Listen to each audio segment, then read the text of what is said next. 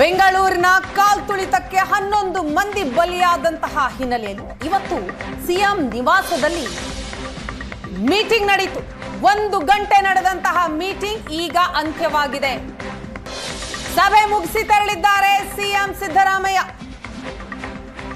ಈ ಮೀಟಿಂಗ್ನಲ್ಲಿ DCM DK Shivakumar, ಗೃಹ ಸಚಿವ ಪರಮೇಶ್ವರ್ ಭಾಗಿಯಾಗಿದ್ದರು. ಅವರ ಜೊತೆ ಸಿಎಂ ಸಿದ್ದರಾಮಯ್ಯ ಸಭೆ ನಡೆಸಿದ್ರು. 1 ಗಂಟೆ ಸಭೆ ನಡೆಯಿತು. ಮೈಸೂರಿಗೆ ತೆರಳುವ ಮುನ್ನ ಸಿಎಂ ಸಿದ್ದರಾಮಯ್ಯ ಮಹತ್ವದ ಸಭೆ ನಡೆಸಿದ್ರು. ಸಿಎಂ ನಿವಾಸ ಕಾವೇರಿಯಲ್ಲಿ ನಡೆದಂತಹ ಸಭೆ, ಈ ಸಭೆಗೆ ಸಚಿವರ ದಂಡೆ ಬಂದಿತ್ತು. ಸಿಎಸ್ ಶಾಲಿನಿ ರಜನೀಶ್, ಡಿಪಿಎಆರ್ ಕಾರ್ಯದರ್ಶಿ ಸತ್ಯವತಿ ಮೀಟಿಂಗ್ನಲ್ಲಿ ಭಾಗಿಯಾಗಿದ್ರು. ಸಿಎಂ ಕರೆ ಮೇರೆಗೆ ಪರಮೇಶ್ವರ್ ಕೂಡ ಮೀಟಿಂಗ್ಗೆ ಬಂದ್ರು. ತುಮಕೂರಿನಲ್ಲಿ ಪ್ರವಾಸದಲ್ಲಿದ್ರು ಗೃಹ ಸಚಿವರು. ಮನೋಜ್ ಕುಟುಂಬಕ್ಕೆ ಚೆಕ್ ಅನ್ನ ಕೊಡಬೇಕಾಗಿತ್ತು. ಸಿದ್ದರಾಮಯ್ಯನವರು ಕರೆ ಮಾಡ್ತಾರೆ, ಮೀಟಿಂಗ್ ಇದೆ, ಬರಬೇಕು, ಅಟೆಂಡ್ ಮಾಡಿ ಅಂತ.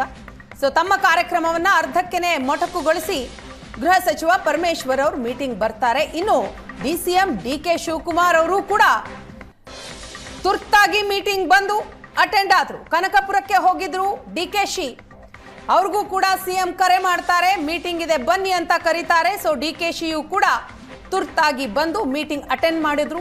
1 ಗಂಟೆ ಮೀಟಿಂಗ್ ಆಯ್ತು. ಈಗ ಮೀಟಿಂಗ್ ಕೂಡ ಅಂತ್ಯ ಆಗಿದೆ.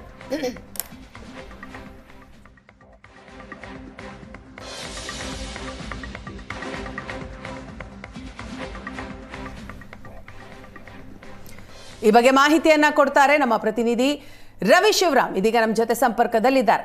ರವಿ, ಸಿಎಂ ನೇತೃತ್ವದಲ್ಲಿ ನಡೆದಂತಹ ಸಭೆ, ಗೃಹ ಸಚಿವರು ಕೂಡ ಅರ್ಜೆಂಟ್ ಆಗಿ ಬಂದ್ರು, ತಮ್ಮ ಕಾರ್ಯವನ್ನೆಲ್ಲ ಕೂಡ ಅರ್ಧಕ್ಕೆನೆ ಬಿಟ್ಟು ಬಂದ್ರು. ಇನ್ನು ಡಿಕೆಶಿ ಕೂಡ ಈ ಮೀಟಿಂಗ್ ನಲ್ಲಿ ಅಟೆಂಡ್ ಆದ್ರು. ಸೊ 1 ಗಂಟೆ ನಡೆದಂತಹ ಮೀಟಿಂಗ್ ಏನೆಲ್ಲ ಡಿಸ್ಕಸ್ ಆಯ್ತು, ಏನ್ ಅಪ್ಡೇಟ್ ಸಿಗ್ತಾ ಇದೆ?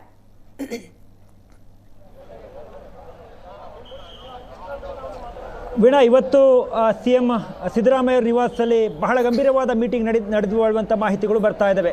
ಯಾಕೆಂದರೆ ಬೆಳಿಗ್ಗೆ ವಿಧಾನಸೌಧದ DCP ಅವರು ಬರೆದಂಥ ಪತ್ರ ಏನು ಮಾಧ್ಯಮಗಳಿಗೆ ಸಿಕ್ಕಿತ್ತು. ಆ ಸಂದರ್ಭದಲ್ಲಿ ಪೊಲೀಸ್ ಇಲಾಖೆ ವಿಧಾನಸೌಧ ಎದುರುಗಡೆ ಮಾಡಬೇಕಾದಂಥ ಕಾರ್ಯಕ್ರಮವನ್ನು ಮಾಡಬಾರ್ದು, ಇಲ್ಲಿ ಪಾರಂಪರಿಕ ಕಟ್ಟಡ ಇದೆ, ವಿಜುವಲ್ಸಲ್ಲಿ ಕೂಡ ನೋಡ್ತಾ ಇರ್ಬೋದು.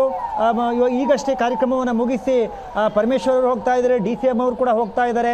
ಸಿದ್ದರಾಮಯ್ಯನವರು ಈಗಷ್ಟೇ ಸಭೆಯನ್ನು ಮುಗಿಸಿ ಮೈಸೂರಿಗೆ ತೆರಳಿದ್ದಾರೆ. ವೀಣಾ, ಪ್ರಮುಖವಾಗಿ ಇವತ್ತಿನ ಸಭೆಯಲ್ಲಿ ಗೃಹ ಸಚಿವರಾಗಿರುವಂಥ ಪರಮೇಶ್ವರ್ ಇರ್ಬೋದು, DCM ಡಿಕೆ ಶಿವಕುಮಾರ್ ಇರ್ಬೋದು, DPARನ ಮುಖ್ಯಸ್ಥೆ ಆಗಿರುವಂಥ ಸತ್ಯವತಿ, ಅದೇ ರೀತಿ ಮುಖ್ಯ ಕಾರ್ಯದರ್ಶಿ ಶಾಲಿನಿ ರಜನೀಶ್, ಹಾಗೆಯೇ DGP ಸಲೀಂ ಅವರು ಕೂಡ ಭಾಗಿಯಾಗಿದ್ದರು.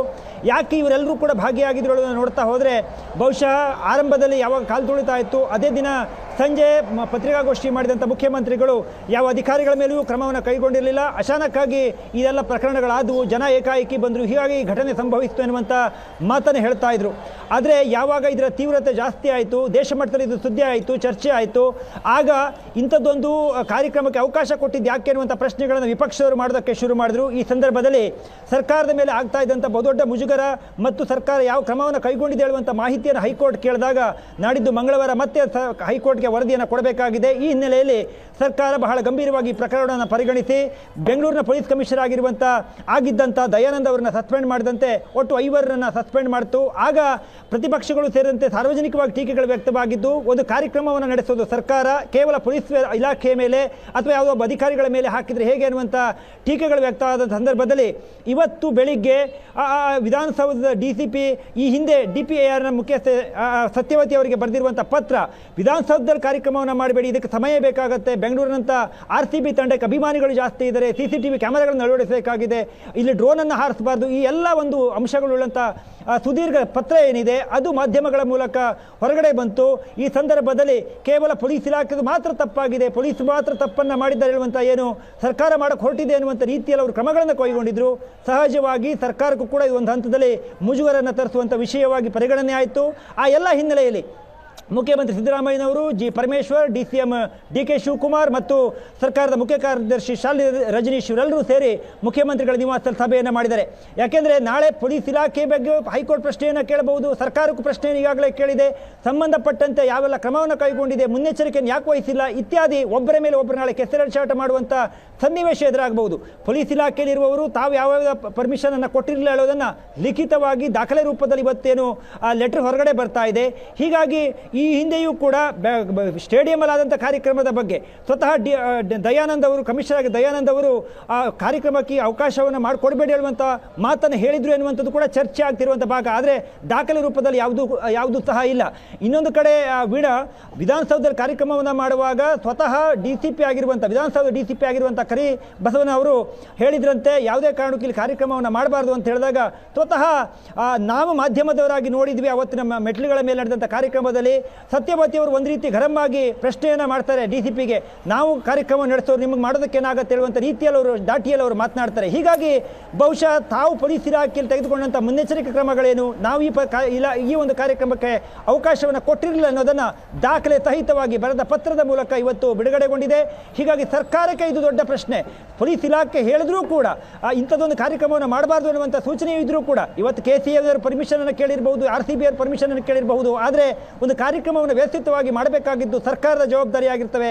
ಮತ್ತು ಅದರಲ್ಲೂ ಪ್ರಮುಖವಾಗಿ ರಾಜ್ಯಪಾಲರು ಭಾಗಿಯಾಗಿದ್ದಾರೆ, ಸರ್ಕಾರದ ಪ್ರಮುಖ ಮುಖ್ಯಮಂತ್ರಿಗಳಾದೇ ಆಗಿ ಸಚಿವರುಗಳೆಲ್ಲರೂ ಕೂಡ ಭಾಗಿಯಾಗಿದ್ದಾರೆ.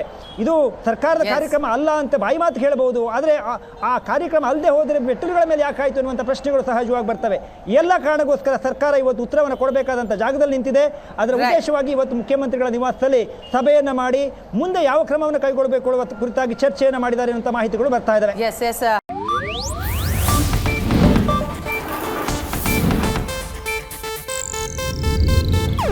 ಇದು ಏಷ್ಯಾನೆಟ್ ನ್ಯೂಸ್ ನೆಟ್ವರ್ಕ್ ಪ್ರಸ್ತುತಿ.